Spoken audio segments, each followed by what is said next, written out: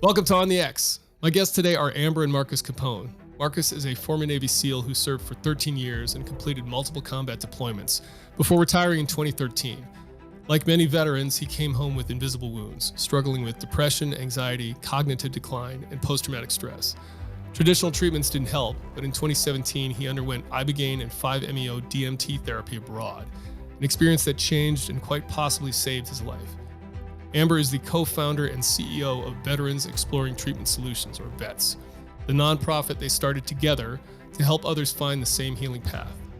Under her leadership, VETS has raised over $15 million, supported more than 1,000 special operations veterans and spouses, and helped push groundbreaking legislation that's changing how this country thinks about trauma, recovery, and what's possible after service. Their mission is personal, urgent, and powerful, and they're leading a movement that's reshaping the future of veteran mental health. So here we go with Amber and Marcus Capone on the X.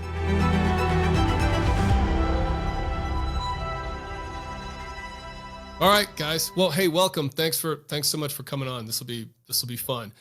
So I think I was thinking about the right way to start this off, and I realized that you guys have been on a lot of podcasts, told your story a ton of times. To the extent possible, I don't want to have you rehash all of that because I know it gets tiresome to kind of say the same story over and over. But what I would like to get a little bit of, I think, is, we don't need to go through your whole how you met and everything and that part of your story. But I would like to get a little bit, just for people that have no context whatsoever about your background, of where you were and what you were kind of going through when you started going down this path of psychedelics, right? Of this kind of treatment modality, and kind of on both your ends, right? So Marcus I think it is important. I know what I was feeling as a veteran, trying to look for solutions to things that were ailing me in various ways, physically, mentally, emotionally. And I think a lot of people hear about that and they have generalities in their head about what that can look like for us, but they might not have specifics. And I do think that getting the personal touch on what that was like for an individual is important. So to the extent you can indulge me here a little bit, again, knowing that you've done this before, but just where you were at that moment in time, what you had done, what you were dealing with, and then Amber, kind of what you were seeing as well and how that was affecting you. Okay. So I'll do then 30 seconds. So, Amber and I have been together for 28 years. We've been married for 25. So we've been together a really long time, since Amber's senior high school. And so I think she's seen the progression of what it was like when prior military and then kind of post-transition. And so, she'll tell you from that side. But from my side, when I separated in 2013, before that, Chris, I really started struggling and isolating. So I picked up some instructor duty towards the last part of my, I'd say, SEAL career. And that's when I really started isolating. So I wasn't hanging out with the guys anymore. I wasn't messaging with anyone anymore. I was really just staying at home. And this is when we thought life would get a lot easier, like the family's together, we're not deploying. But it actually got worse. So I haven't seen the term yet. I think I'm gonna trademark it. Post-transition stress disorder.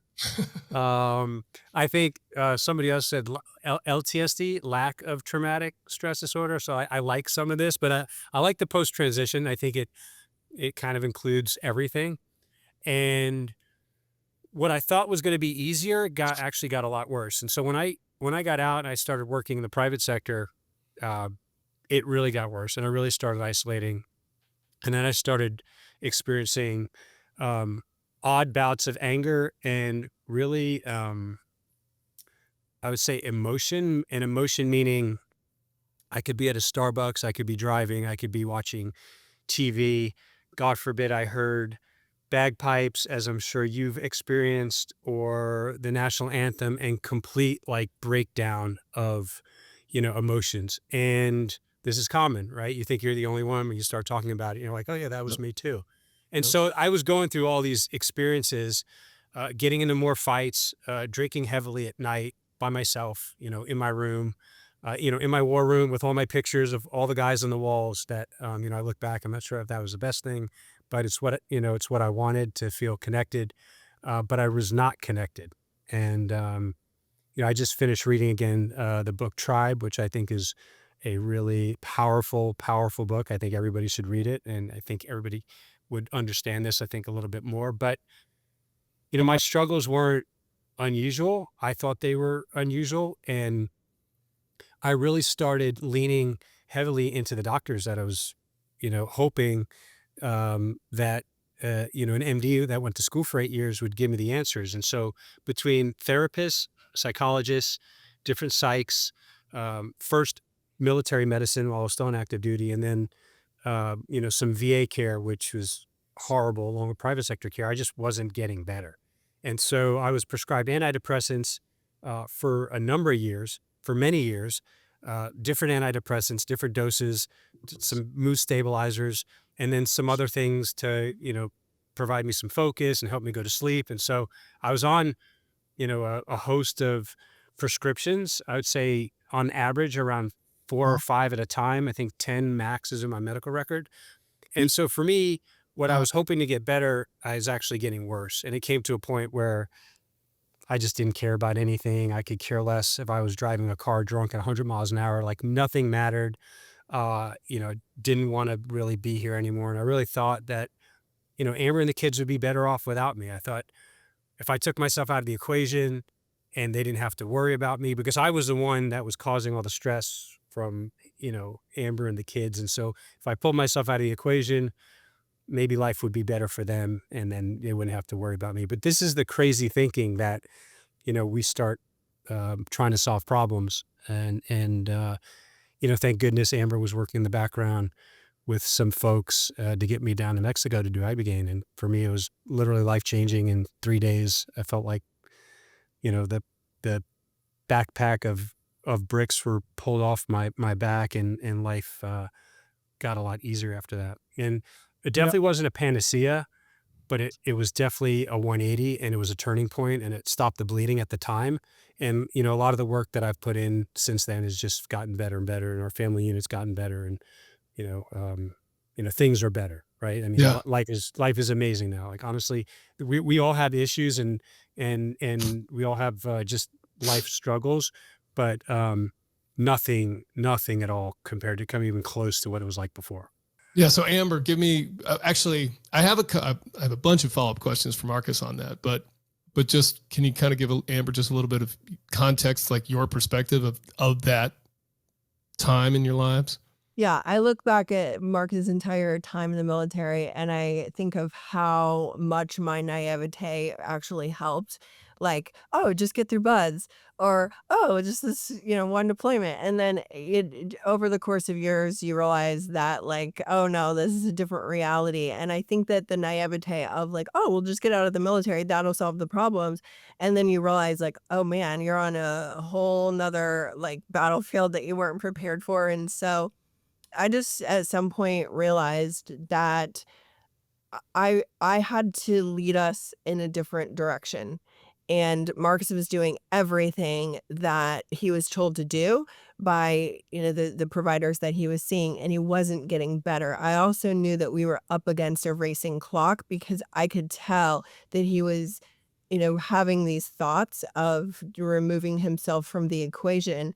And I felt desperate. I felt like I want to know that we've tried absolutely everything, although it seemed like nothing at that point would work.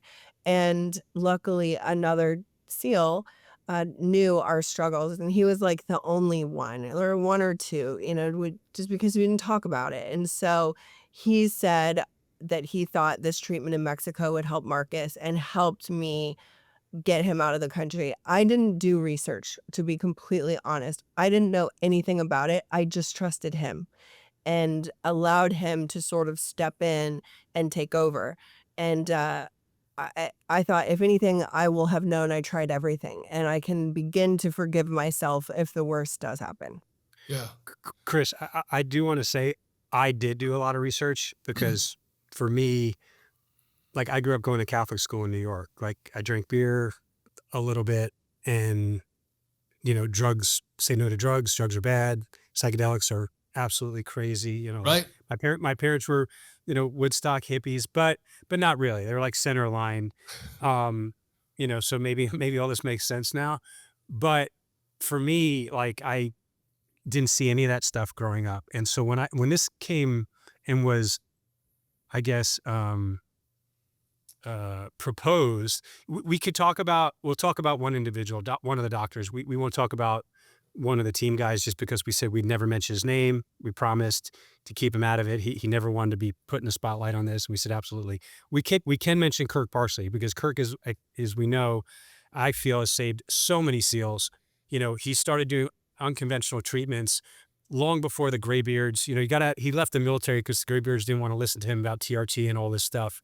And he's exactly right on sleep and having our hormones, in balance. And he was the one who kind of was helping Amber behind the scenes, raise money and try to get me treated because again, I was like a loose cannon at the time. And so, Kurt, I look back and I'm so thankful for him and Mikhail for helping. And then the third SEAL, who again we won't mention, but he's a life savior too. But for me, I did do a lot of research, and it didn't make sense as probably to you until you start doing some work and go, oh wow, I didn't realize that these have been utilized for thousands of years. And oh, by the way, Ibogaine specifically has been done. There were some studies done on it initially, and the results were astounding. It's just that, it's a difficult molecule to study. And again, we're talking about 2017. So 8 years ago when still this was still a little odd and weird for many people. So. Yeah. So I want to get to that and kind of Ibogaine and other psychedelics and what they do and the effects and everything. But let's start with kind of what you think the causes are at this point. You're now a lot removed from initially doing this, and you guys do a lot of work in this space. So either based on your own experience or the experience of others or both, what do you think is actually going on with people, right? So you talk about these things that we do, isolation. Yep, got it, been there, right? Which to me doesn't make sense in a lot of ways. We sort of talk about the brotherhood and tribe, losing that. And yet we kind of do it to ourselves on some level, which doesn't make a lot of sense. It's like, why would we do that? If we want to be around other guys and we like the camaraderie is part of what makes us tick, why are we doing that? And then you mentioned the getting choked up at the national anthem and the bagpipes and that aspect of it too. To me, that is a lot of self-imposed emotional dysregulation where we resist a lot of emotions that we should have to be healthy, and they essentially build up over time and completely screws up our bodies. What's your cut on all that, right? Like what's going on there? And one other specific question on that, how much of these things that we tend to suffer coming out of these professions is the result of brain problems, meaning either a TBI or something that's more biological versus experiential, right? Meaning it's something we don't process something. I mean, obviously those things are interrelated, but you know what I'm saying, right? It's some kind of kinetic thing to an organ in our body versus an experience that we're not processing correctly or we're not equipped to. And I'm asking this to both of you because you have a lot of experience in this, and I have my own opinions on these things, but I'm not 100% on them, and I'd love to get your input on them. I can share observationally what I've witnessed, and then Marcus would probably have much more impactful things to offer as someone who's actually experienced it. But observationally through the programs at VETS, and the ability of psychedelic assisted therapies to really take someone to the root cause of their trauma without any of their own capability to resist it.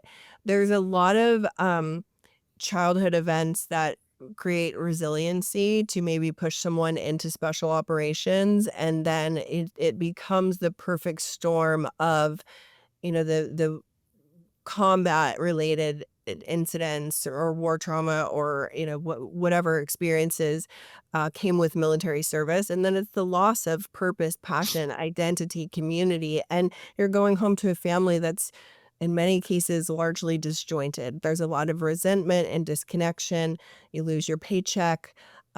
You have to fit back into a family and a society that you're very unfamiliar with. And so it just seems to be the perfect storm of childhood trauma, traumatic brain injury, emotional trauma, and then transitional trauma. So, great answer. It is a great Um, answer. Thank And I you. agree with you. For what it's worth, I agree with you on that. Thank you. Here, Chris, I'll go back to my Ibogaine experience where I think like many others go into the experience thinking like, I'm going to go see a lot of like wartime stuff. Like I'm going to go in there and be like, oh, it's going to be like this and that. And most, and including myself, which there was a lot of fighting in it, but it was different fighting. And I can get into that. It was mostly about my childhood. There was a ton of stuff on childhood in there. And there was enough stuff on Josh. So Josh Harris was, one of my closest friends. I through buds and, everything with. And again, I didn't know this, but, Sebastian Junger's book Tribe says, oh, by the way, guys who kill people or see other people killed, not as bad, like PTSD or symptoms of battlefield trauma compared to losing a friend. I never even knew that. And now it makes sense why many of our guys are not maybe experiencing those, because now the research shows like killing someone or seeing someone killed, not as much PTSD as losing a friend or feeling guilty about it or feeling like you could have helped that person. So I did see a little bit of that with Josh in my experience, but I did see a lot of childish stuff, a lot of stuff about my dad during the experience. I do think there, of course, what Amber's talking about with the TBI piece, I didn't agree with her initially. I just didn't believe it. I'm like, dude, I'm fine. Like I don't have quote unquote traumatic brain injury, but it's obvious. Like, you do some of the fMRI studies and SPECT scans, and it shows like you actually have a bunch of stuff in there. So I think that helps with some of the issues that you're dealing with. But the problem with your question is, and my answer, it's not black and white, and it's not as simple as like, it's this or it's this, because for some people it's for sure trauma. For other people, it is absolutely TBI. For others, it's both. For others, then, throw in some addiction in there. And so like, there's this, operator syndrome, it was kind of like, oh, by the way, it's all these things. Right. Like, yes, it's like yes and yes. And so I still struggle with some of this stuff. Trust me, I still believe like, oh, this is all bullshit, suck it up and get back on the field. But, when you've actually gone through this and you've dealt with it and you talk to your friends have dealt with the exact same thing or worse, you start feeling a little better at actually talking about it and saying, yeah, you know what? I did struggle with these things. I still struggle. The last couple of weeks have actually been a little kind of I think we all do, isolated. man. Like that's life. Today I woke up and life was good, because I actually did a lot of hard work over the last 2 weeks, but like I kind of backed away. I didn't answer texts. I was just like in this weird place. And I think it goes like this. And like you said, that's life. Much easier to bounce back now though than before. Where before it was like weeks and months. Now it could just be maybe days or hours. Well, and there's an awareness now that you probably didn't have before. 100%. And he has new tools to deal with it too, Yeah. I think for a lot of us, when we first encounter this, we just have never experienced it. It's like, I don't know what I'm feeling. I don't know why I'm feeling it. This is awkward. And to your point, my only solution is, well, I should just suck it up. I'll just bury it and deal with it. And I'll have another scotch, right? Like that's the answer, which doesn't work Maker's after mark, a while. Maker's mark on this side for you. I think, I don't even like scotch. I just use it but I think you're exactly right. The term I hear, or I've heard a lot in sort of not necessarily PTSD, but like chronic illness circles, is allostatic load, where the idea is I think too often, especially people that are maybe hear about these conditions, and even us, when we start to feel some of this stuff, we treat it like any other ailment we may have, where we think, okay, what's the cause here? What's the thing that's the problem? Is it TBI? Is it that it's PTSD? And the reality is, to your point, it's all of that stuff. And it varies in amounts for each individual. Some have more of this than anything else.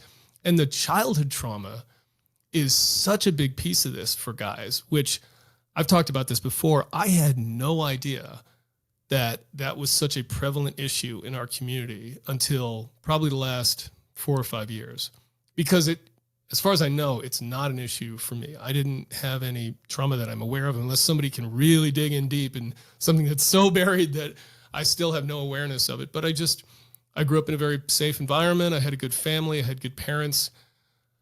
So when I started hearing about, oh yeah, for a lot of guys, a big chunk of this is childhood trauma, that was actually surprising to me. But now it makes perfect sense. And one of you said it, it actually, in a lot of ways, drives guys into the community in some ways.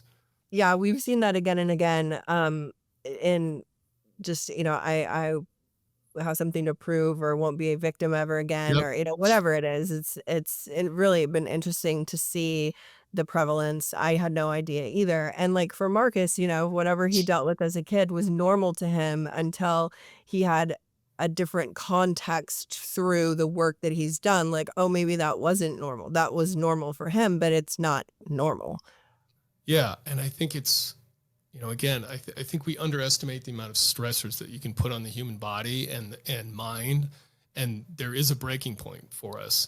Even if we're resistant to it in terms of our will, it's like a lot, this allostatic load idea. That's what happened to me. I mean, it happened to me about 10 years ago, where it was just like the system crashed, and it was like, it didn't matter how much I wanted it not to crash, it crashed. And, and it was really challenging. And to your point, Marcus, I still have to kind of keep working my way out of it, It'll never, I don't think it'll stop. I mean, I think this is something that we'll deal with forever, unfortunately. Like, it's like, I try to tell folks that, are interested in getting better. I said, hey, you don't ever go to the gym for 1 week and never have to go again.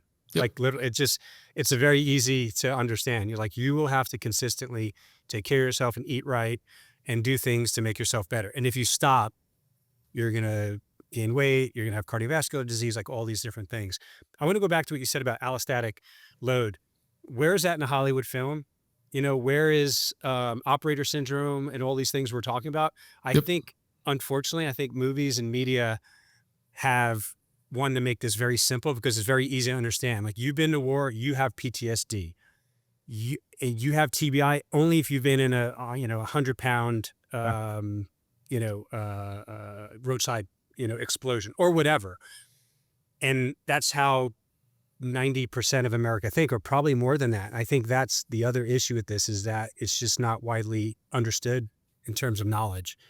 Yeah. And same for us, right? Because that's all we see. We're like, oh no, that dude, I saw that movie in Vietnam, and his, he saw his friend explode, and now he's got nightmares because that's what the movie showed. And that's what we think is, that must be pure PTSD. That is pure PTSD, but there's also like a spectrum of what individuals go through.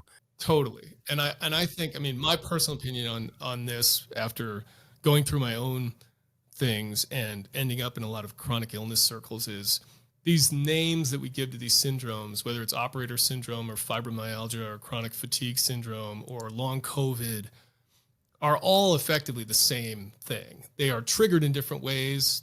Like we talked about before, the amounts of the loads that contribute to the allostatic load are different. But in essence, what you're dealing with is a crashed nervous system and a runaway immune inflammatory response that's just on overdrive, right? And I really honestly think you could call these all one thing. It's just different groups of people that, again, have kind of different varying amounts that lead to it. But however the cup is kind of overflowing, like what the ingredients are they put into it, the fact is the thing's overflowing. That's the problem. Postpartum depression is, guess what? It's depression. There's no, like, literally, there's nothing outside, so people think there's this whole thing of postpartum, but no, it's just clinical depression. It's the same exact depression that somebody else gets in the, seasonal depression or clinical, whatever it is. It's the same thing, but science and doctors like to put they have to put something on there to make it easily understood for everyone. And I think that's, I don't say the problem, it's the problem why it's a little bit misunderstood. That's all I I'm agree. saying. Yeah. So let's talk about Ibogaine specifically and what it does and your experience too with it. So maybe go into a little bit about what it was like for you to go do that and how it changed you for the better, the experience, like how you were coming out of it. But then talk about the science behind it too, because you both know this very well at this point, what it's doing. And again, I'm really interested in the I'm always interested when it comes to psychedelics, how much is kind of a biological effect, right? Like an effect in the brain, so to speak, whether that's a chemical effect, whatever, and how much of it is an experiential thing where, and just like we said, that's hard to tease apart to say it's this or this, but it certainly feels different to us on some level. And I kind of want to get your cut on that. So however you want to go kind of about that. I'd love to just preface this, Marcus, if you don't mind, with like what we were kind of living with, which Marcus has already said. The anger outbursts, depression, anxiety, drinking a lot, could not sleep. There were a host of things happening. There was a lot of brain, like cognition issues that I had noticed. And another SEAL who took his life, tragically, Dave Collins' brain autopsy was released. Jen, his wife, did an article for the Virginian Pilot, and it was the first time that I had heard of this brain injury, this only diagnosable post-mortem interface astroglial scarring, or CTE. It's the first time I heard of that, and I was like, oh boy, like Marcus has a really concerning history of playing football for 15 years, working with explosives his entire time in the teams as a breacher.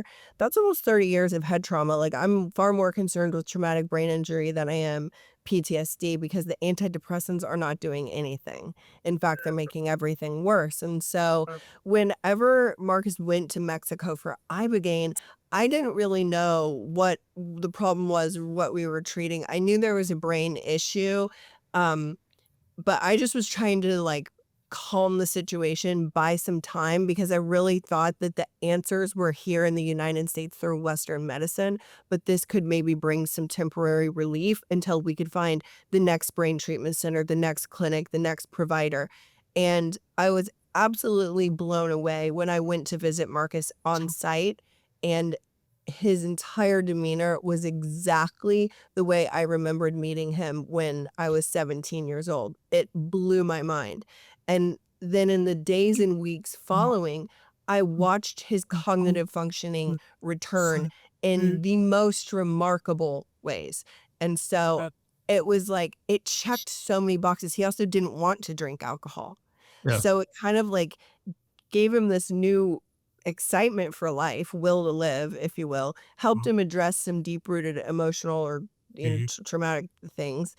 It stopped his urge to drink altogether, and there was this seemingly miraculous return of his cognitive functioning to unprecedented levels. And so, Marcus, you take over from here. I was like, if you would have given me relief in one of those categories, but all four, it was mind-blowing. One thing I just want to interject on there, just for everyone's clarification that may not be familiar with the terms. You talk about CTE and interface astroglial scarring. I think it's just important to kind of explain that real quick to people that might not be familiar with those terms. So just on the TB, on the traumatic brain injury component of this, where, again, my feeling is sometimes we paint too broad a brush, I guess, on TBI, or we point at that too much. We just say, oh, the problem's TBI. And again, I think that's a whole bunch of other stuff that goes into this, but certainly can be a piece of it. CTE is a neurodegenerative condition, most famously, I guess, associated with the NFL. It comes from kinetic head trauma, right? Hitting your head against something creates that, the scarring or whatever inside of your brain that can then lead to that condition. Interface astroglial scarring is a different kind of brain injury that comes from blasts. So it's from sort of more of a rattling of your head, or the shock wave going through your head creates a scarring in the interface astroglial, that area of your brain, and is more commonly associated with soldiers, guys like us, special operators. We're exposed to a lot of breaching, that kind of thing. So just clearing that up for people that. And did I say any of that wrong? I'm pretty sure I'm No, that's exactly it. Yeah. And it's only diagnosable once someone has died. And so you could have this history of sports or blasts or whatever, and you will never know when you're living if you have the condition or not. Right. Yeah. The testing's getting better, evidently. It is getting better. I think they say they're close to being able to potentially figure out when individuals are maybe at higher risk of it. But I'm not sure if we're 100% there yet. So, Chris, I want to go back to your initial question before Amber stepped in and was speaking. What was your experience like? Yeah. before I start that, and the reason again why I chose this path, because I would have done anything if you told me it would have gotten me better. I had already been to 5 different brain centers. I'd done TMS, Walter Reed, like I did all of them and I wasn't getting better. So like you could have told me lick a toad. I would have licked a toad. Yeah, You know what I mean? right. It was at that point where it's like, I will literally, please help me. Please help me.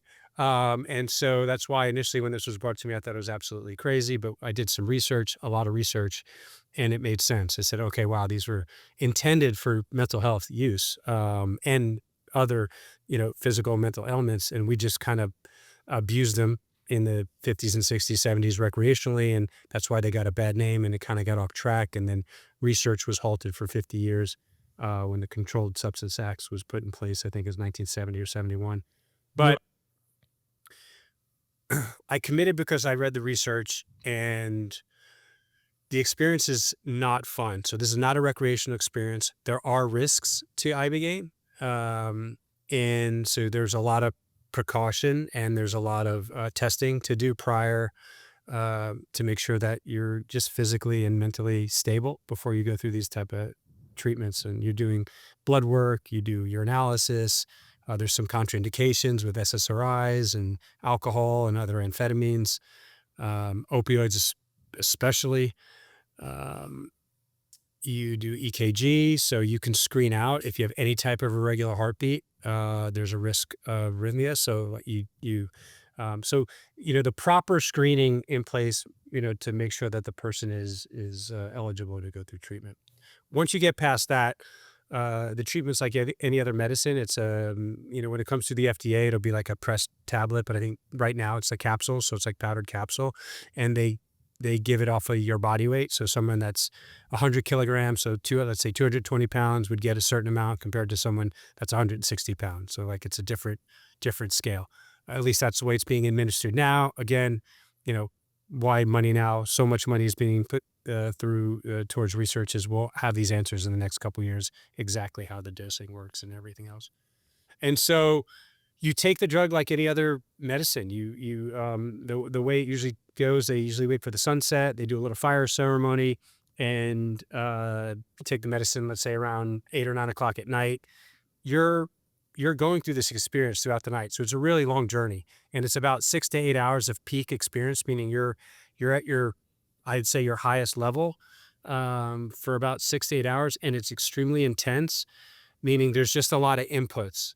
The way psychedelics work is, it's opening up the highways of your brain to be able to communicate and talk to each other. So there's a lot of weird things that you may experience because the brain's really good at communicating in different parts of the brain. So like front part of my brain, really good at communicating with the front. These parts over here are good communicating there. They're not good at cross communicating and talking to each other. Psychedelics open up the highway to allow it to communicate across all the channels of the brain. So that's why things are weird during these experiences, but it also drops your ego, drops and allows you to experience things just as they are and experience things from different perspectives. That's I think the part of Ibogaine, which is technically considered an onerogen, so technically not considered a psychedelic, and an onerogen being an awakened dreamlike state. So you almost feel like you're in a dream the whole time. Like you literally feel like you wouldn't a dream, except it's extremely real. You really think you're there.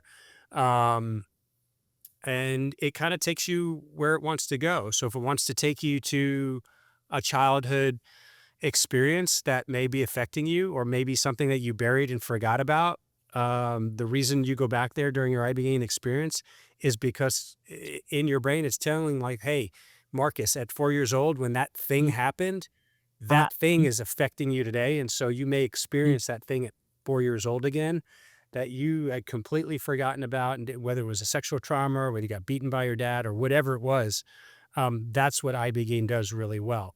That's what therapy tries to do, right? Therapy is trying to go back and figure out, okay, what happened during your lifetime that affected you, that's affecting you today, that we can work through and move on with your life. Ibogaine does that like overnight, right? And that's the power of it, is that you potentially can take 5 or 10 years of talk therapy, psychotherapy, and put it into a night. So it can be very, very beneficial. And that's why, you come out like I did, like feel like I was completely healed, but also can open up literally years of shit that you may have been buried or that you weren't ready to expose. And so think about that now. If you don't have the proper therapy support on the backside, you just went through a whole night of hardcore psychotherapy that now you need answers to. And if you don't have those systems or protections set up in place, that's where these experiences can go sideways. And that's why they have to be regulated and clinician guided. And that's why we're such advocates for like this has to be done the proper way. That's why people have quote unquote bad experiences and they may not know where to turn. These can be very difficult journeys. And so mine was difficult. And you go back to an earlier question, you know, I did have a lot of fighting, but the fighting wasn't like, it was sort of like, it wasn't any particular experience. It was just a lot of like dreams. If you've had dreams where like you're shooting a weapon and the gun barrel like melts or like, but you know, you pull the trigger and nothing comes out or the magazine falls, right? There was a ton of that all night. It was really fucking frustrating. And then there's a lot of like fighting, a lot of like just knives, and it was just like a lot of gore. My experience was a lot of gore. I don't know why, but it was.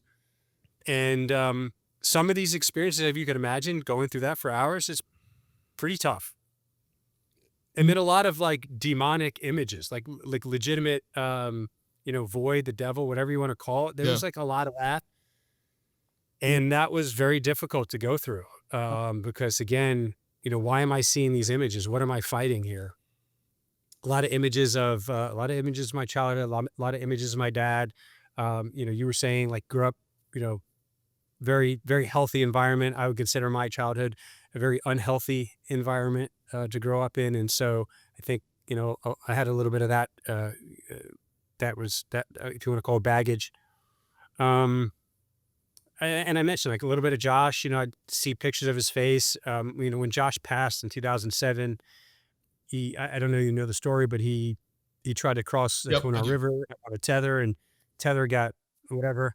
You know, I was looking to cross that river like weeks before, like we were like scouting it out and I was trying to figure out ways to cross it. And it was just like, it was a nightmare to even figure out. And, you know, next thing we know, they were up there and he went out and did it. And obviously we lost him. So I had a little bit of guilt and shame on that, hey, wait a minute, Josh wasn't supposed to be there. Like I was trying to figure out a way to cross that river. So, you know, a little bit of that during the experience. And I think that just lifted off me like, dude, this has nothing to do with you. It is what it is and move on with your life. And I've talked to others who've had similar images of Josh going through that same experience.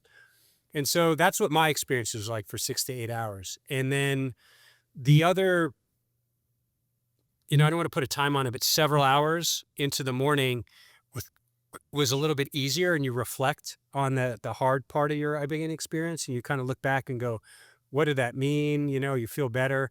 I had a lot of light moments. A lot of my light moments during my Ibogaine experience was Amber and the kids. So I had all these rough, dark, deep experiences. And then I'd have these images of like me and Amber and like the kids and we're kind of like in this little family huddle and it was very happy. It was very moving. And what it told me is like, dude, you have everything right here. Like this is your life. And this is what, you know, this is the good part of everything. Like enjoy and understand that you don't have to keep searching for, you know, and again, this is like the psychological piece of it. Chris, what you're talking about is like Yep. physiological, psychological. I think this part was like the mental part of it. Like, hey, you got everything right here. You don't have to worry about other stuff. The world turns to shit. You have your wife and your kids and it's amazing. And our dog Charlie at the time, but you know, he's since moved on. And so that was my experience. And when I slept for almost the full day after that, I was wiped out mentally, emotionally. I purged or puked for hours on end. The my psychotherapist at the time, who just happened to also be a Tibetan Buddhist philosopher, she slept at the foot of my bed the whole night and said, Marcus, I've been administering Ibogaine for 20 years. I've never seen anybody get as sick as you. So I kind of laughed and I was like, does that mean I won? Like, did I win the badge?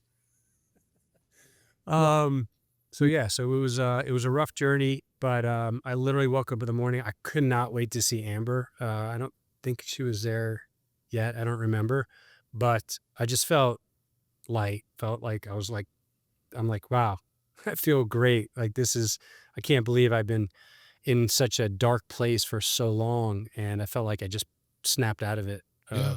rather quickly. And like I said, the work, there was a lot of work to put in after that. I did a lot of coaching and therapy, and I still see a coach and whatever. But yeah, it was 90% of the filter had been cleaned out in that one journey. What do we know now about, and Amber, I know you guys have a lot of information on this now, about Ibogaine's impact on the brain itself? Like, have there been studies where there's research about how it may change or alter the brain temporarily or permanently for the better? Yeah. Yes, I'm glad you asked that because when I experienced the change in Marcus and saw that it was improving over time cognitively, I thought everyone would care and be so excited that maybe there was a solution or maybe this could help other people. And I reached out to pretty much everyone that I could think of, doctors, researchers, leaders, whatever. And like, this is what we were experiencing. And now look, and no one cared. Luckily, a couple of years later, I was connected to Dr. Nolan Williams in 2019 from Stanford University, and I shared my observations with him. And he said, huh, yeah, maybe there is something there.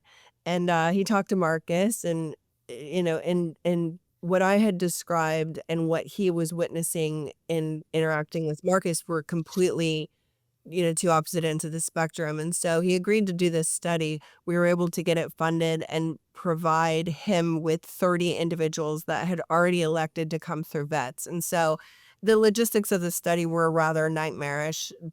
Study participants had to fly many times to and from Stanford and then, of course, to Mexico, and a lot of back and forth. But ultimately, what the study determined was that there were 86 to 93% reductions in PTSD, depression, and anxiety that held at the 6-month and 1-year mark. There was a little bit of fall off at the latter time points, but ultimately, what Dr. Williams said was they had never seen this. Science had never seen these types of outcomes. And this is not even taking into account the fMRI imaging that they also gathered. So the brain itself seemed to be rehabilitating in areas of deficit only. So it seems Ibogaine seems to be, and further research needs to happen. Ibogaine seems to be more or less like a heat-seeking missile, only going to the areas of deficit and providing some sort of a reparative effect. It reverse aged the brain on average a year and a half, in some cases up to 5 years. Executive functioning, cognition, um, all of those scores improved, disability ratings improved, suicidality plummeted from 47% to 7% following Ibogaine treatments for these 30 individuals. There was only one out of the 30 individuals that had an unhealthy bounce back. And Dr. Williams said, like, he was thankful that there was at least one, because the data would have otherwise looked to be far too good to be true. Right. I mean, there's got to be some people where it doesn't always work, right?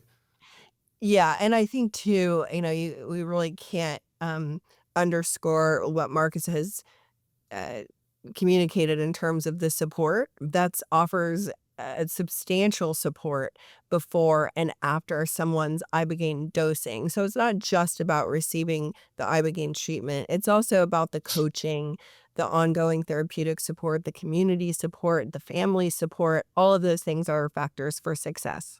Yeah. So a couple other things about just kind of Ibogaine in general.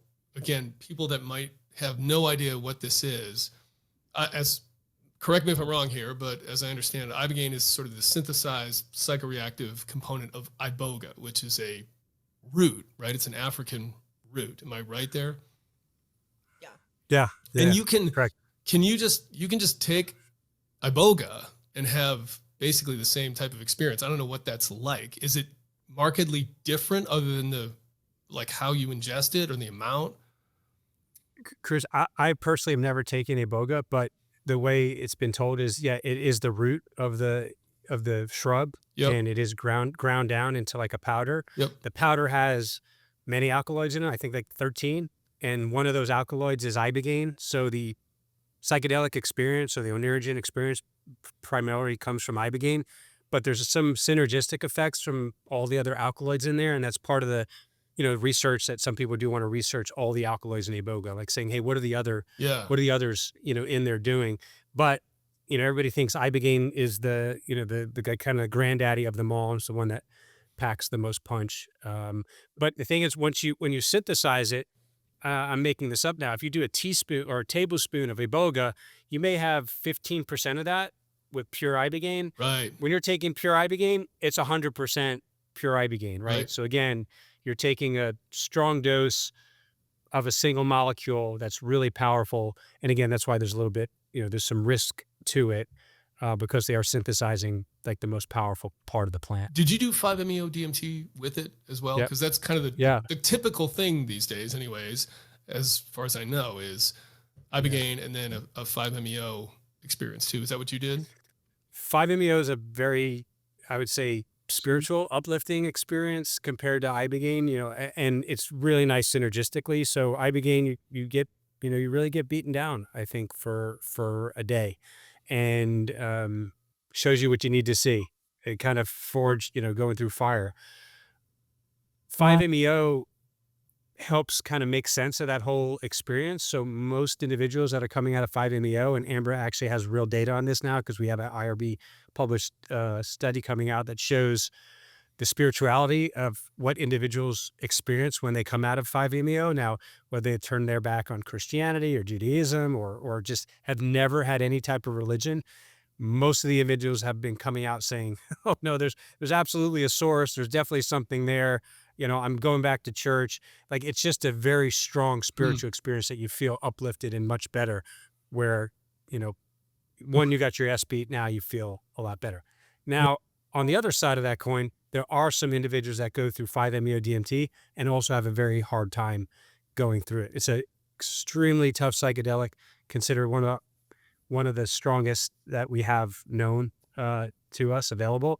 And so it's a very quick experience, 15 to 20 minutes, maybe 30 minutes, kind of blasts you off. But it can feel way longer than that, right? It can feel like days, weeks, months, and years to people. Yes. Like time just completely stops. away, And that's the right. whole piece about it. Time completely goes away. Yeah. The study was just done on Ibogaine, so there was no 5-MeO at all. So all the results that Amber just talked about in terms of the self-reported rating scales and then the actual Stanford imaging, which is, objective results, that was just Ibogaine. So these individuals completely got better without the 5-MeO. So like we parsed it out completely. So that question's like, do you need the 5-MeO with the Ibogaine? We gave those individuals the option to go back. I think, I don't know, was it after a month, Amber, if they wanted to right?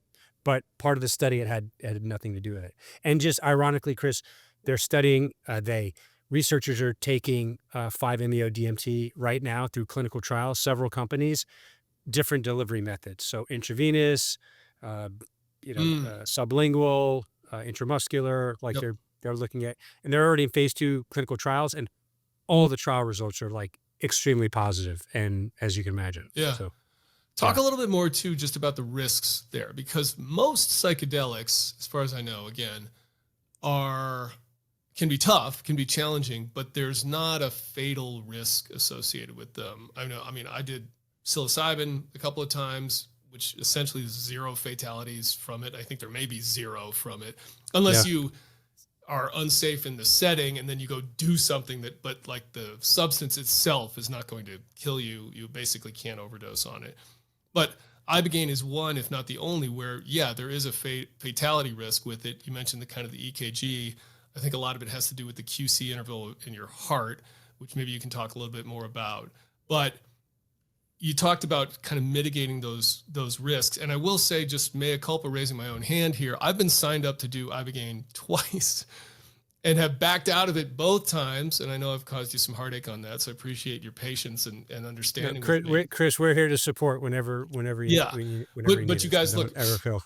you did support. I don't need to get into it, but you did support what I went and did with the psilocybin when I went and I Hmm. did Becky retreats. Neil Markey, we did his pilot program, and that they're doing very well too. And that's an experience that I've talked about before that I won't get into again. But it was the heart stuff that really worried me. I come from a family where my grandfather died of a heart attack young. My father died of a heart attack young. I don't seem to have any cardiac issues, but it's one of those things that I don't want to take unnecessary risks with. And it scared me, quite frankly. So how big of a risk is that, and how much can it be mitigated through proper screening? You talk about, just real quick, you talk QT. It's just the heart, for most people, the heart slows down, right? And you can go Okay. into cardiac arrest. So basically what happens. So, yeah, I just want to preface all of this by saying we are not medical professionals. This is part of the program or Sure. process that we don't have anything to do with, but we do only work with providers or retreat centers that are operating the highest medical standard. It is our understanding that with proper screening, this is as simple and straightforward as receiving a colonoscopy. It's a matter of obtaining an EKG, answering a health history form, and then having medical evaluation once you arrive, additional testing on site.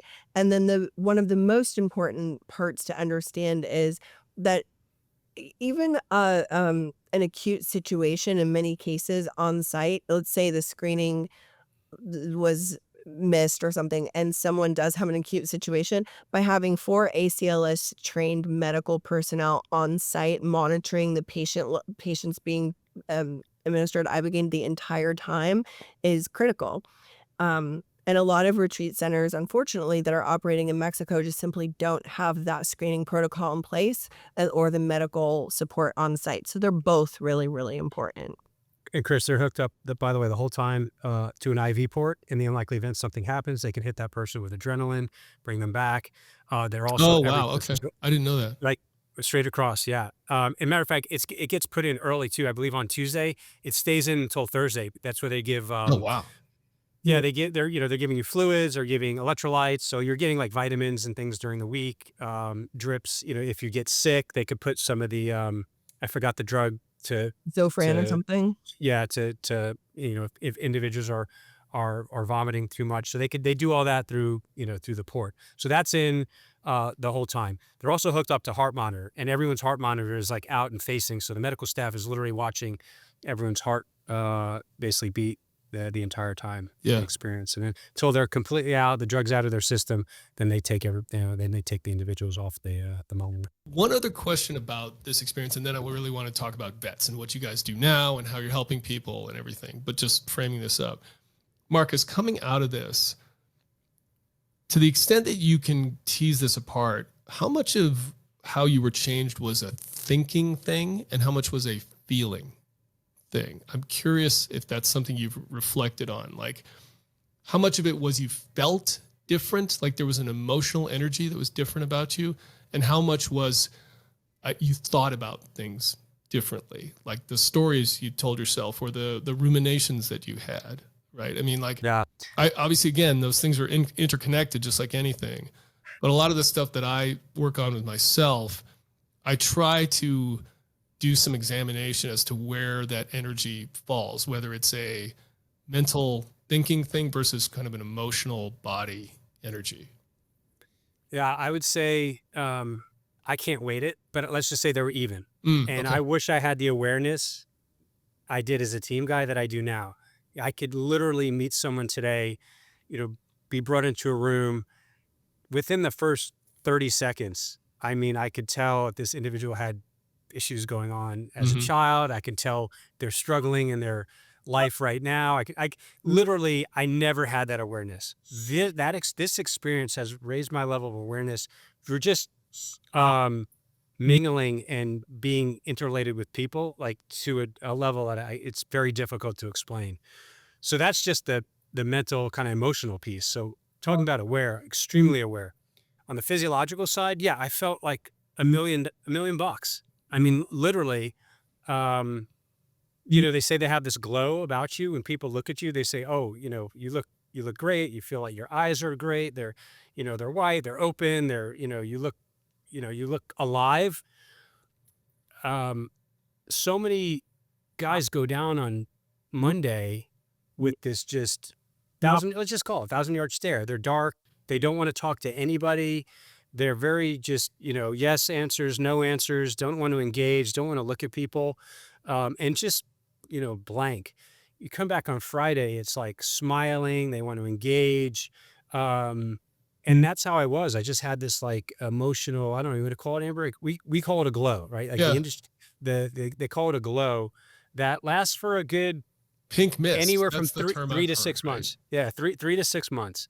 That glow. And the good part about that glow is you have that amount of time to put in, all these different habits now. Like you put in these new Right. habits in place to enable you to, set yourself up for forever. And so back to your question, I would just say 50-50. I had this, awareness about me that, I could change the way I think about things. I could stop the loop from happening if that happens, if I woke up and I'm feeling bad. And then the kind of brain piece you're talking about, physiological piece, I felt amazing. Honestly, Yeah. I felt smart. I felt like I could put my thoughts in order. I felt like I could focus, and I could not do that before. I was not going 100 miles an hour. I was doing 1,000 RPMs, Yeah. just like constant. Well, and I There, think the awareness is such a huge piece of that. You said that a number of times. A number of times. I So think aware. that awareness So is so lacking for many, many people, and having that yeah. is such a big. It's, as far as I'm concerned, it's the first component. It's the thing you need to move forward. It's the awareness of what's going on, what you're feeling, what you're thinking, what all that looks like for you. I've heard a couple of great analogies too. Both to do with snow, like that an experience like this is like a snow globe. It Yep. shakes everything up, and then you really have control on how things resettle.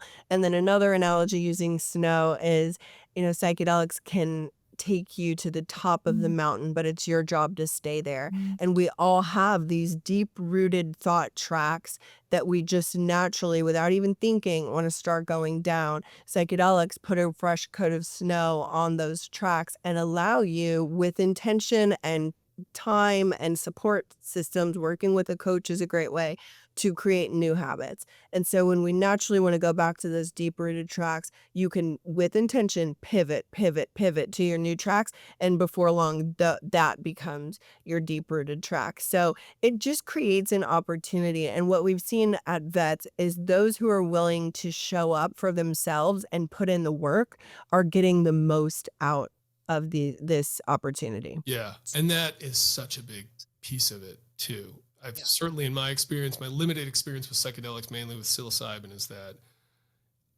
it's a fallacy to think I'm just going to go take this stuff and it's going to fix me. I think too Totally. often that's how we look at drugs in general. I don't have to do anything. I just take Yeah. this drug and it fixes me, whether it's antidepressants or Ozempic or whatever it may be, right? And it's like any of that stuff can be helpful, I think, in the right circumstance, but man, it's so much more impactful if you do the work on top of it, the prep work, the work after it. It's just one of these things that I just think is so important for people to realize is they can be empowered to improve themselves. It doesn't always just have to be a something else fixes me type of scenario. 100%. People are going to get in what they're going to get out what they're willing to put in. And those who have been involved in the psychedelic therapeutic scene for decades, have said that the dosing experience itself is 10%, 90% is how you prepare for it and how you integrate afterwards. And so this notion of, if I can just get my hands on a bag of mushrooms or, just go to Mexico for Ibogaine, it's not it at all. And it's not just what the individual is willing to put in. It's the support mechanisms at home. It's going back to a living environment where change is possible and not getting back into the same habits and routines that weren't working for you in the first place. For sure. Everything has to shift. So let's talk about how this became VETS, because you have this experience. Okay, other people have had this experience. You weren't the first one on the planet to do this. I don't even think you were the first SEAL to do it. So what about it made you want to turn it into a business, a nonprofit that's helping other veterans? And how'd you do it? Because this is not an easy road. I mean, we're talking about, again, stuff that's not legal in most places. This one, particularly anywhere in the United States, you got to go outside the country. There's all that to navigate. So how'd this happen? Yeah, I mean, I'll start it. The first thing I said to Amber, I didn't even say like I feel good, or I just said this is exactly what the guys need. Like this is like how do we introduce this to more people who are struggling? I mean, that was like kind of the first comments that came out of my mouth, and I mean that was really like the start of it. How do we, how do you share this with the world in a way? Because I think when you find something that works, you don't want to keep it a secret. You want to really like, and we've definitely seen it in this space, is that people want to pay it forward. And that's what we want to do, is pay it forward. And we didn't really do anything. We just said, okay, we'll start helping some friends get treated. And the way things work, we were handed a $25,000 check from a friend's mother who just said, hey, I want to directly help individuals to help veteran suicide. And I said, well, let me just tell you about this recent experience. And we were able to get 5 of our friends through at 5,000 per individual, right? 25,000. And Amber's goal was, man, if we can get, 12 people, in 12 months, like if we were able to help 1 per month, that would be like a very successful thing. And Amber, what was the number? Like 30, 35 individuals the first year? Or? Yeah, and I think, Chris, it just goes back to the connection to the SEAL community and how all of us are hardwired to take care of one another. And like there was never 1 second where Marcus was like, "Oh, I'm great. Now I'm going to get on with my life and figure out how to, be a civilian now."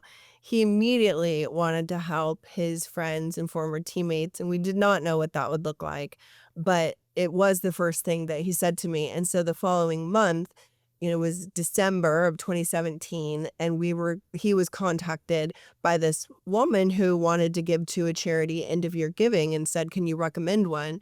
I want to know that it helps someone." And he approached her with this idea of, if you just provide funding to this, place in Mexico, I can send multiple friends and you will know exactly whose life you impacted. And she was all about that. And so that's how it started. And um, I did have the goal of 12 individuals in a 12-month period of time, because even though we were very driven to help the community, very connected to the community, we were not upfront with our struggles within the community. No one really knew that we were struggling because it was very taboo to talk about. And so we wanted to quietly help 12 individuals. We didn't want anyone to know that we were struggling or that we had gotten help, or, that we were helping others.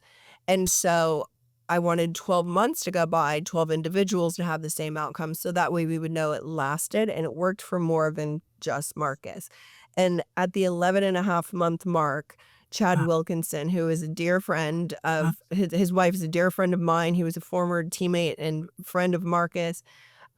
Chad took his life, and I was sitting in his funeral service at Little Creek Amphibious Base, and we'd been there for so many war funerals, and this one just felt different. And I looked around the room and saw so many faces that we had seen at so many other funerals, and I just thought, this scourge of suicide, like this devastation that comes with suicide, cannot find its way to the SEAL community. There'd been a few, but no one that we really knew like Chad. And so at his funeral, I just resigned myself to doing whatever it took to launch an organization to do this work. And within a couple of months, our 1023 application was filed with the IRS, and we were off.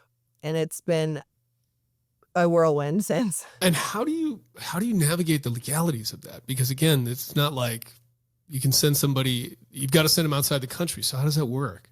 Luckily, during this period of, the 12 months of waiting, I had been doing the due diligence on how to do that safely. And there was a lot of legal work happening already, because I knew that, it was working. To Marcus's point, 12 individuals in the first year was more like 35. So, and we were seeing the same outcomes. We just didn't have the courage or the conviction to really like get out of our comfort zone and speak about it, which is what Chad gave us. So the way that the VETS model is structured, we're not providing treatments. diagnosing, prescribing, recommending. We are a veteran organization supporting other veterans who are choosing this path. We're giving them before and after care, and we're giving them a check to help subsidize their uh, clinical Yep. experience in a country where the treatment is legal, and working with retreat centers that have undergone a very extensive vetting process by our team. There's one in particular that receives over 90% of VETS grant recipients, and we know they're operating safely and effectively.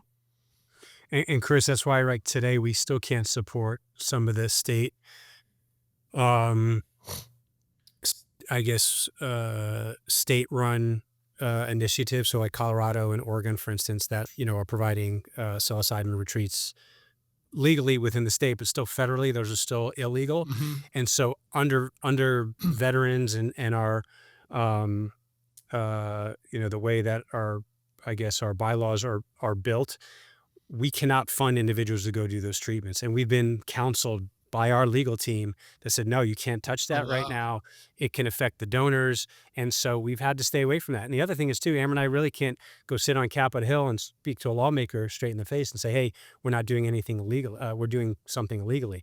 If we were doing that, like technically we would be doing something illegally. So we had to be so above board from day one. The only things we can support are treatments outside the U.S. in places where it's legal or unregulated. We can support IV ketamine in the U.S., Hmm. for individuals struggling, and we do that too. We fund smaller percentage, I would say maybe 5% of applicants, but we do support that because it is legal. Okay, got it. Yep. So it isn't just Ibogaine, obviously. It's other things that people No. can, because again, you supported me. I received a grant from you and I went to Beckley and No, 100%, Chris. Matter of fact, we do quarterly spousal retreats that do psilocybin. And so a group of 10 to 15 spouses, and, Amber, you could speak to that better than I do just for the women's support program.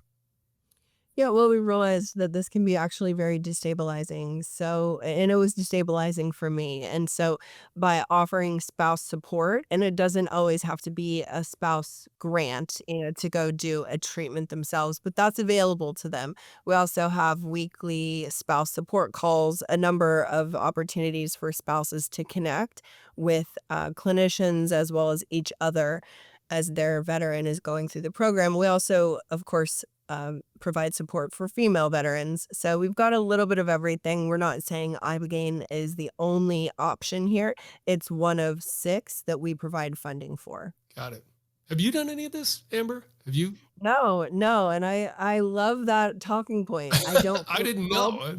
No, I don't feel called to do it. And believe it or not, there's actually a need for me to refrain in a lot of the advocacy work that we're Ah, doing. okay. It's not like, I drink the Kool-Aid. I can just genuinely Oh, fair say enough. I've seen the outcomes and I'm a believer and I'm willing to put my career, my reputation, my livelihood on the line by doing what I do. And the only way to scale this, Chris, is through policy change. So VETS is more or less 3 organizations in one. We've talked a lot about our grant making, the grant making and programmatic portion of VETS.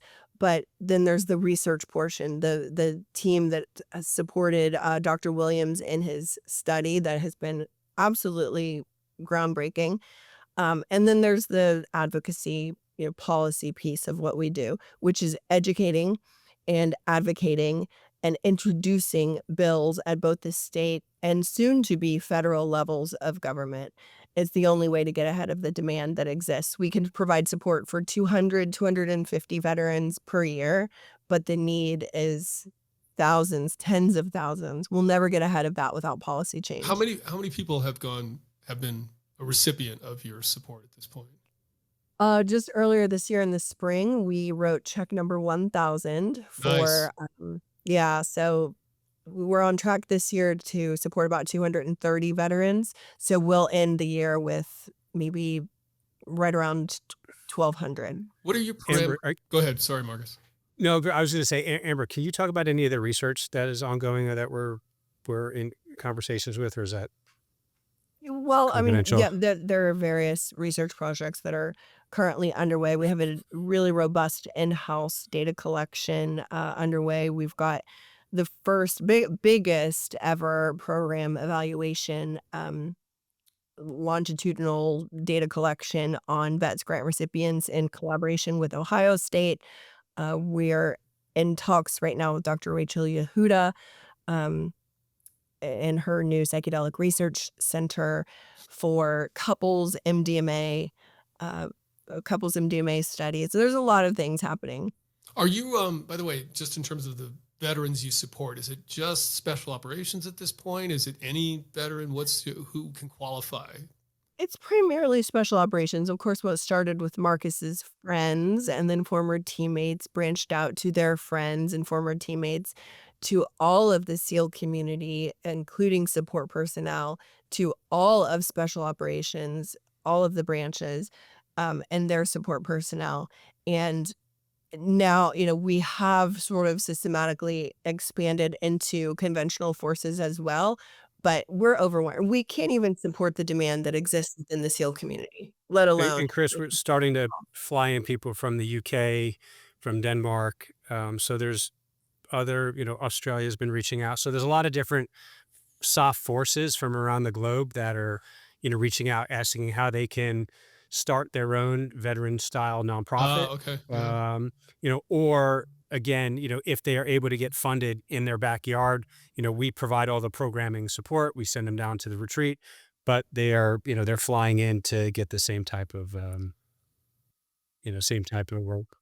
Talk a little bit about the legislation and like where that potentially can go, because I know you advocate for this a lot and that you're pushing it and trying to get it, and there's a lot of support for it. I think there's people in Congress that are all about it, and I think rightfully so. Yeah. Like, we need to reevaluate these substances. There's a lot of obviously clinical benefit to people for these things. Where is that, and where can it go in the next decade, 2 decades? I don't know, a couple years.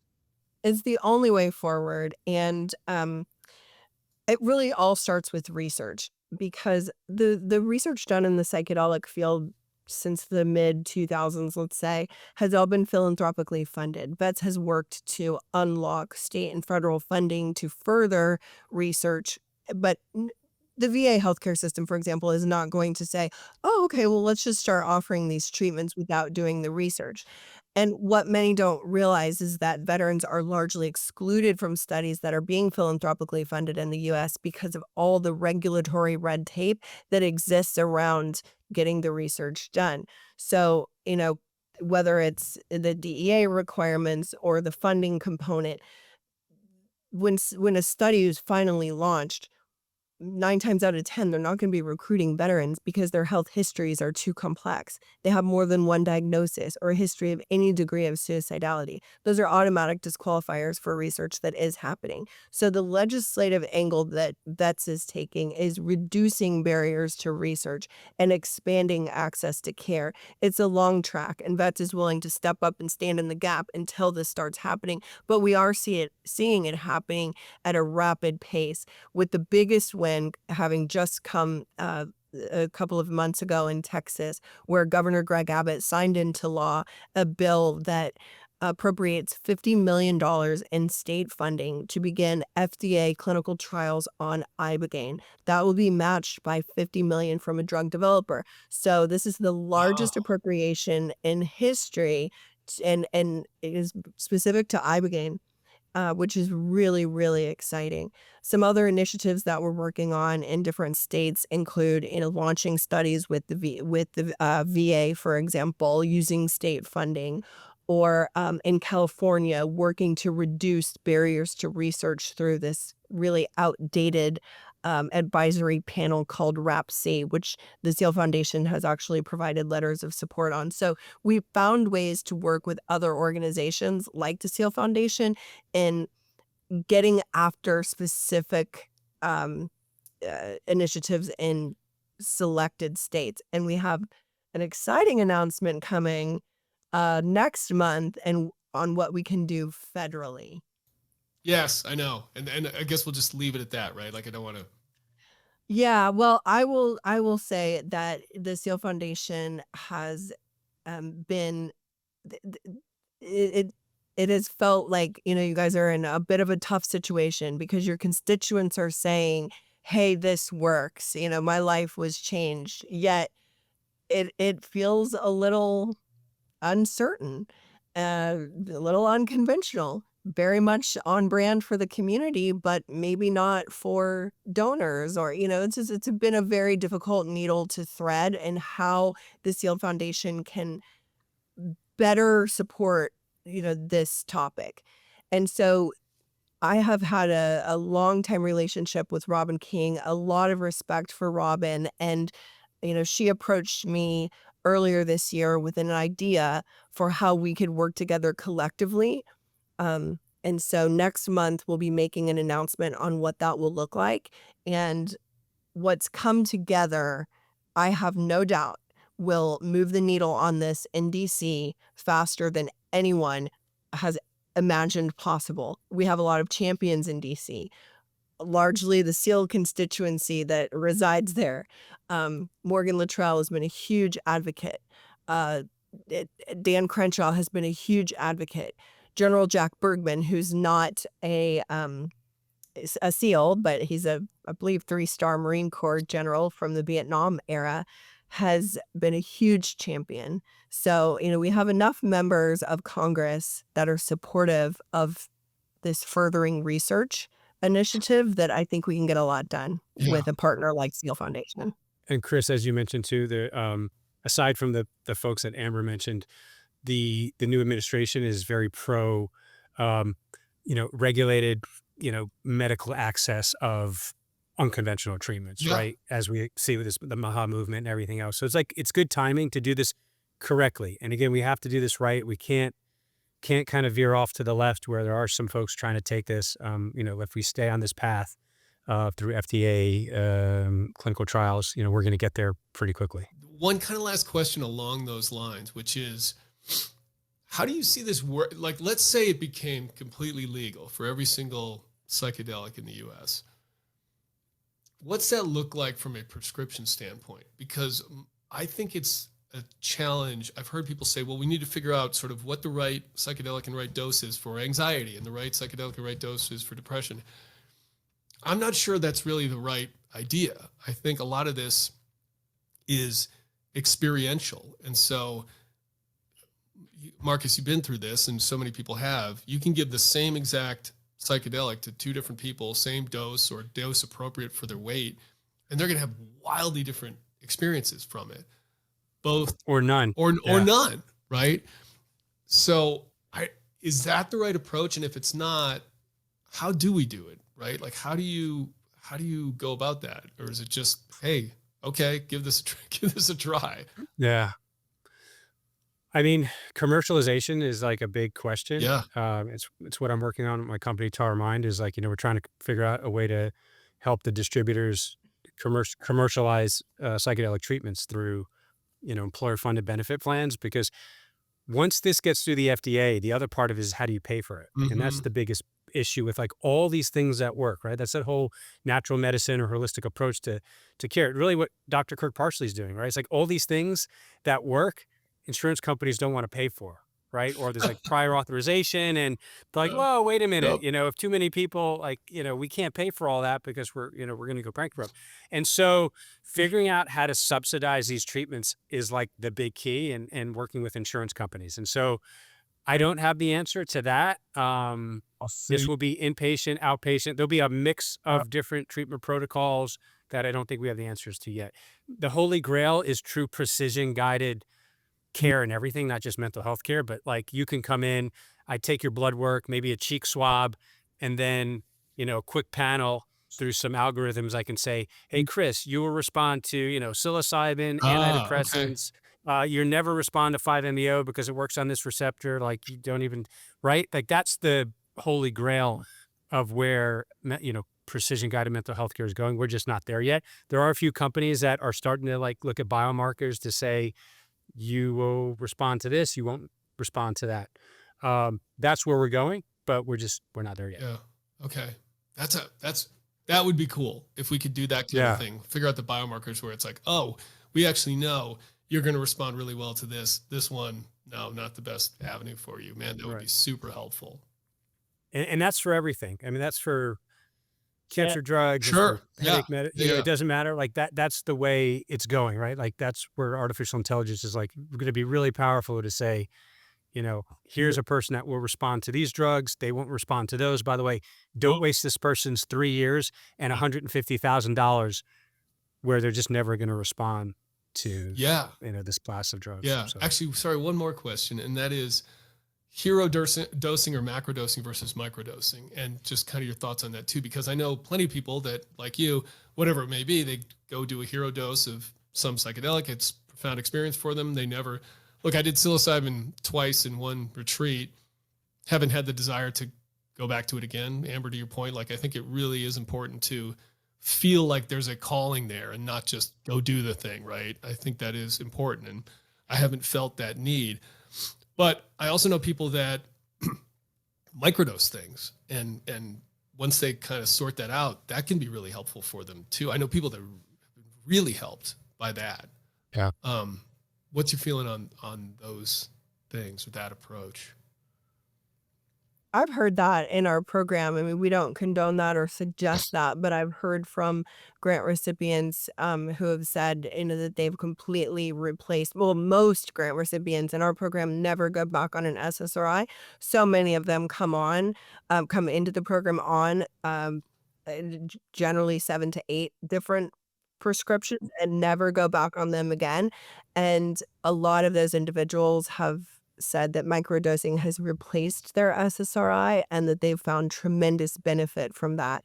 Um, it's not something that we condone. I can't speak to it, but I've heard, and I think that there's no research on it. The Good point. research is out on that. It's so difficult, Chris, to research Schedule 1 compounds. If Sure. you think about having to show up at a clinic every day so that the medical staff can unlock the safe to give you your microdose so you can come back in 24 hours and do it again. It's like there's just no research on Right. it. Right. Yeah. So Chris, I think that to fully answer your question, I think there's going to be both. So I think individuals like you and I are going to have extremely intentioned hero journeys where we go to the inpatient clinic and we do our 1 day or 2 days or whatever it is, full dose and get what we need out of it. And then I think there's going to be other protocols where there's microdose treatment protocols Yeah. that are involved in that. I think there'll be both, and I think they'll be for all different things, right? Whether you're dealing with anxiety or depression or OCD, there's going to be definitely different treatment protocols for all different Yeah. diagnoses. So, Yeah. Well, in my estimation, the sooner the better on all this stuff. yeah, of course, I'm right? really a believer in. Again, I think it needs to be done safely. I think it needs to be done smartly. You use the word at the very beginning. I don't think it's a panacea. I think you need to have all the support mechanisms in place, and you need to do the work yourself. But obviously, these things can have profound impacts on people, and we can't dismiss that, right? Because of kind of old held beliefs about what we think these No, things I mean, are. we can't wait for science for another 20 years. We can't. Like this is real and it's there, and we have to get Yeah. going. A Well, little bit of risk, and I said this the other day. Here's what happens with some risk is that you lose another person to yeah. suicide or something worse, Yeah. right? And so, we can take calculated risk right now because we're seeing the anecdotal results from it. Yeah, and I think that point is well taken in the sense that when you say you can't wait for science, it's not necessarily the science meaning how it works. It's we can't wait for the industry of Right. science. Right? That's what I meant. That's usually the Exactly. problem. It's not science in terms of understanding how Right. things work. It's the problem of the regulation around that and the money involved in it and the personalities involved in it and red tape and all that. It can take up to 2 years to get a study launched Yeah. or longer. Right. And then Exactly. you enter recruitment and enrollment and then dosing and then, additional years to write to publish the results. And then what? Then you have to start with, and it's just, yeah, it's a decade or more. And how many will we lose to suicide while we wait? Is there anything before we go down that whole rabbit hole and just anything else about like VETS that's going on right now that we didn't cover, like exciting things you have on up and coming that we didn't cover that you want to just get out there real quick? Well, yeah, we broke the cardinal rule of the community, which is book, film, not book, but film. We did All we depends on the found subject ourselves material, you know? It's like, I oh mean, boy. We found ourselves in a lose-lose situation when Participant Media, who is a giant in documentary filmmaking, caught wind of what we were doing in Mexico and decided to fund a project that we could or could not choose to be part of. It was happening with or without us. And so for a couple of years, we really served more or less as gatekeepers to make sure that they represented the community in a way that was favorable and that they didn't completely screw this up. And at some point they just basically said, we really want you to be part of the film. We want to, highlight the work of vets. And so we were able to work with what they'd already begun. And that film premieres on Netflix November 3rd. So it was, it's a documentary? yeah, Okay. And is it yeah. like it's give me a little bit of scope there. So what else is going on? It's not just about vets, it's about kind of psychedelics in general and veterans, or what is it? Yeah, they were filming at a clinic in Mexico. They were filming grant Okay. recipients or, you know, special operations guys that were going down to Mexico for treatment. There was no storyline. And then after hearing one of the SEALs that ended up in the film on a podcast, they started working with him, but needing to create a storyline that made sense. And so what inevitably ended up happening was, Marcus knew this individual and they had a mutual friend whose life was saved on the battlefield by this other guy in the film. And so there was a natural storyline there. Okay. And we were more or less getting this third, guy down to Mexico. And the film shares a bit about the history of, these three and this new quest to help, Maddie in Mexico. Okay. So, Cool. Well, I'll yeah. definitely watch it. I think it covers a little bit. It's so hard to get everything into an hour and a half, but I think it does a decent job of just kind of following a high level story of how this started and how we came to pay it forward to other individuals that got better, and then kind of how, this thing has moved along. Stanford's involved, the study's involved. Yeah, so it's I think it's done, it's a really good story about kind of like looking after your brothers and paying it back and paying it forward and finding something outside of, traditional approaches to care, which is really kind of special operations in general, right? Yeah, We're right. always solving problems unconventionally. So it's the exact same ideas that we solve this through an unconventional approach to treatment. Thanks for listening to On the X, the official podcast of the Navy SEAL Foundation and an Ironclad original series. Learn more at NavySealFoundation.org or text On the X to 60104. Please like, share, and subscribe. See you next time.